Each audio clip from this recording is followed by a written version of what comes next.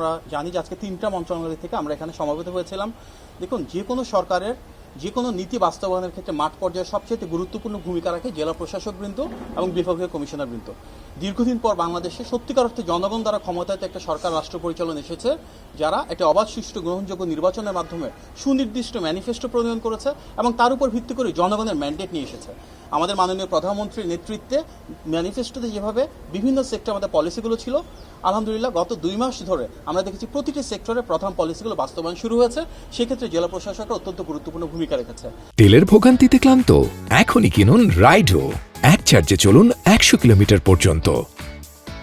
বাংলাদেশে আমাদের demographic dividend রয়েছে। আমাদের জনসংখ্যা একটা বিশাল অংশ তরুণ।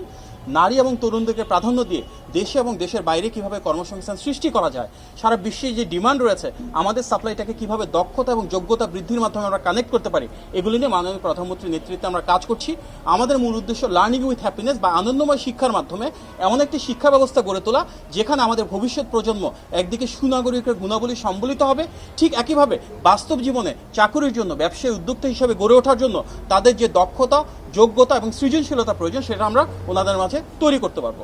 আমরা একই সাথে বিদেশে কর্মসংস্থান তৈরি করতে চাই, ঠিক একইভাবে বাংলাদেশে কর্মসংস্থান করতে চাই। বিভিন্ন ক্ষেত্রে তাদেরকে উদ্যোক্তা হিসেবে গড়ে তুলতে চাই। মাননীয় প্রধানমন্ত্রীর নেতৃত্বে আমাদের একটা অগ্রাধিকার রয়েছে বন্ধ কলকারখানাগুলো খুলে দেওয়া যত দ্রুত সম্ভব, বাংলাদেশে বিদেশি বিনিয়োগ বাড়ানো এবং একই সাথে আমাদের অদক্ষ শ্রমিককে কীভাবে আরও স্কিল করতে পারি, কীভাবে তাদেরকে টেকনিক্যালি আরও ইনভলভ করতে পারি, কীভাবে তাদের মাঝে নলেজ ট্রান্সফার করতে পারি, সেগুলো নিয়ে আমরা কাজ করছি। আমাদের মূল উদ্দেশ্য আমাদের ভবিষ্যৎ প্রজন্মকে এমনভাবে গড়ে তোলা যেন কর্মদক্ষ হয়, কর্মক্ষম হয় এবং বিভিন্ন ইন্ডাস্ট্রি বা ফ্যাক্টরিগুলোতে আমরা যেন সেই কর্মপরিবেশ নিশ্চিত করতে পারি যার মাধ্যমে তারা তাদের মননশীলতা, সৃজনশীলতার মাধ্যমে সর্বোচ্চ এফিসিয়েন্সি এবং ইফেক্টিভ নিয়ে কাজ করতে পারে। আপনার সবাইকে ধন্যবাদ। আসসালামু আলাইকুম।